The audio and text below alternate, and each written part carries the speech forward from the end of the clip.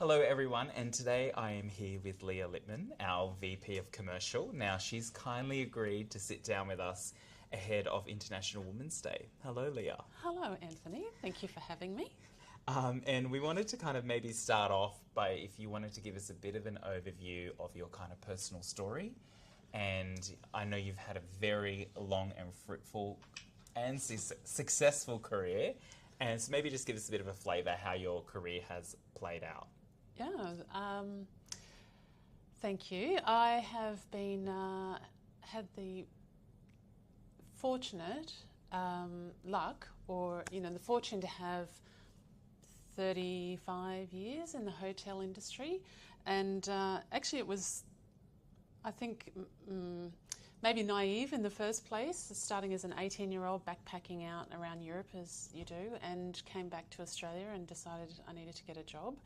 And I just liked the idea of working in a hotel and hoped that one day I might get on the front desk. And so I started actually at what was then the Brisbane City Travelodge in Roma Street as a switchboard operator, back when hotels had switchboards. Oh, okay. And fax machines and lots of other things that we don't have now. And it's been a hugely varied and rewarding 35 years. We've travelled a lot. We've been exposed to lots of amazing locations and people and hotels, and worked on property and also off property in corporate roles. So it's been hugely diverse, and loved every minute. Oh. And when you started in that kind of first role, was the hotel industry male dominated? Oh yeah, definitely. If I think back to, young 20-year-old and, just sort of feeling your way in the space. And back then, hotels were, I would say, more resource than we are now. And that's largely, I guess, because of technology influences and other things. But very much, the general manager was way out of your periphery in your everyday, and very alpha male, and never questioned, and moved in a certain circle. It was very different than it is now, I would say. So was the kind of culture quite hierarchical? Yes. Because that is very, like in some communities, like Asian communities, leadership is very hierarchical. I think the Australian culture is kind of very flat now. So is that kind of how that fed out? And do you think that was specific just in terms of the evolution of the Australian workplace culture, or was that specifically because you had a male GM? I think it's one, that was my perception as entry into the role, and so now that I've moved around a lot and been in lots of different roles and in leadership roles, I think that today we are much more inclusive for lots of reasons, actually. There's a huge amount of benefits in having everybody collaborate, and everyone knows something that someone else doesn't know. And I think that we as a culture appreciate that more than we used to. There was, protocols that maybe don't exist now so much, that make things easier to work in, I would say.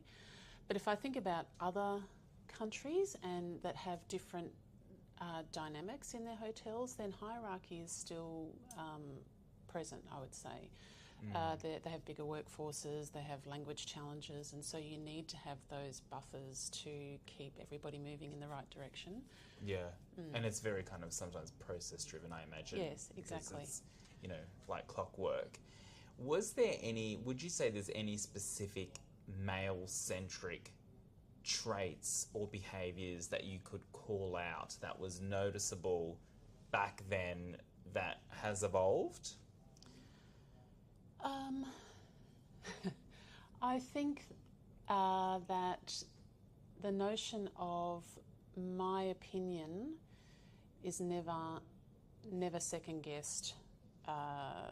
It's my way of the highway. That sort of way of managing people was very much the case back then, but is not, I would say, very present now, or certainly is not respected or successful now, if it exists, yeah. And what about in terms of kind of family life? Like we've obviously had, you know, I imagine when you started, we didn't really have a concept of parental leave and maternity leave and those type of concepts, flexible work. Yes. You know, all of those concepts have become quite prominent, and they also are, you know, entrenched in the legislation. How was it when, you know, how was it when you started, and how was it kind of juggling the different, you know, the home life, the work life? Oh, yeah, and very, very different. I'd say that's even changed and ratcheted up since COVID.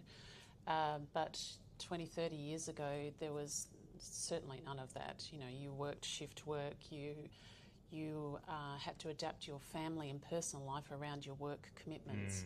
And so if, for example, someone was off on maternity leave, you know, you would not see them for years. They would come back, you know, in their late 30s in a part-time job, and that was, you know, we're certainly far more dynamic and nimble with our workforce, I think, now than we used to be. Yeah, okay, that's interesting. And then in terms of specific things that you would like to see more of in the current, you know, in the current workplace, in terms of where we've got more to go, is there any particular call-outs? I still think we're learning and evolving after COVID, so sort of settling back into some sort of norm and trying to find the right balance between trusting our team and enabling our team to get the job done, and giving them enough flexibility to balance everything to make sure that we have retention at its optimum, development of our teams at its optimum. So it's probably not massive step changes. I think it's probably tweaking those things in and making sure that boundaries are clear and people understand how to best operate. Do you feel that there is any of that, maybe, you know, from different colleagues or people that you've worked with, that if they've had to go do certain things, for example, if they weren't afforded the benefits of flexibility, do you see that that is kind of pushed on to the next generation? Like that idea that, well, you know, no one afforded me flexibility, or not, you know, I didn't get any of kind of that maternity leave, why should you? Do you see that sense of, you know, with people that, you know, especially we normally see that with the generations. Have you kind of seen that, whether, you know, hopefully not at of course not at ProInvest, but in terms of the industry in general? I would like to think not. It's not something that I hear or see a lot. Funny enough, maybe in newer leaders, as they try and sort of navigate how best to manage people within rules, you know, or expectations. But, you know, this is how I think I need to manage. But certainly from established leaders, I don't hear so much about, you know, the good old days and Yeah. how somehow we've got more liberal. No, I think people have just evolved, and maybe COVID even forced that. Okay. And maybe I got to ask a bit more tougher questions, but when would you say, maybe if you can talk about maybe a really tough time in your career that you felt that, you know, like, oh God, I don't think I can pull through this. I don't know, have you ever had a moment where you felt unsupported or something that you felt really, really kind of challenging? Plenty of those. I think, I mean, looking back, nothing that's earth-shattering, right? You get through things, and often things are not as bad as you think they're going to be. Yeah, but at the time when you're in the moment. I think there's lots of moments, for me personally, is probably in moments of uncertainty around change or delivering bad news, for example. They're tough for me personally. But you do get through them, and I think actually the support around you is more than you think it is.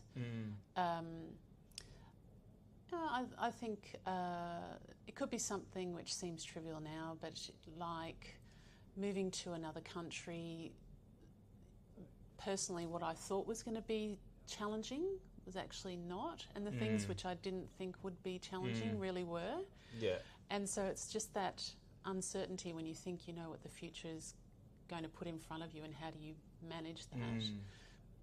I think the trick is to find the people that can relate and support you.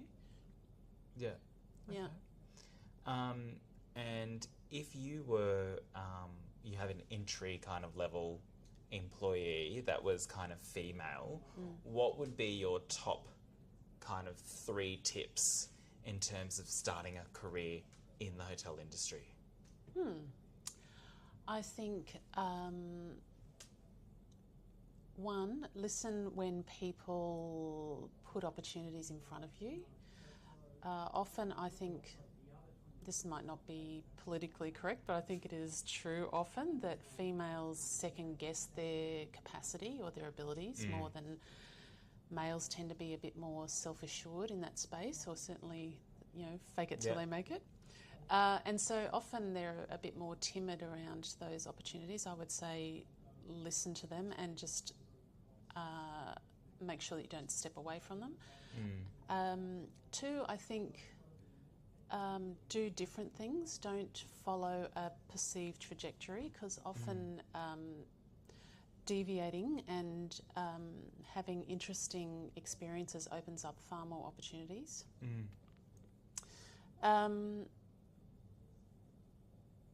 Yeah, there's a lot. Be open to feedback is the other thing, not to be too daunted by people giving you feedback, and just try and find the way to ask constructive questions. It's okay to hear bad news or feedback around how you might have performed, etc. So just be open to hearing that and turning it into a positive, I think, is everything. Yeah, and I think feedback's an interesting one, because it's important to, take the stigma away from it, because I think with some people, if you're not used to receiving feedback, you hear it, it can sometimes really have an impact. Yes. But if you're in an environment where people are exchanging feedback all the time, that kind of creates a sense of safety around it, which is a bit ironic, that the more feedback you give and receive, you feel a bit more safe receiving it. Yes. Because ultimately, and sometimes we would say, is that feedback is a gift, because someone is going out of their way to have a care factor. Yeah, to improve your self-awareness. Yeah, and I think it also builds up the open communication. It's actually okay to have differing opinions and to be able to talk things through and understand those things and explore them, rather than just not ever going there and not addressing it. So I think, I totally agree. Thank you, Leah. We appreciate you coming and sharing some of your insights. Thanks for having me, Anthony. Thank you.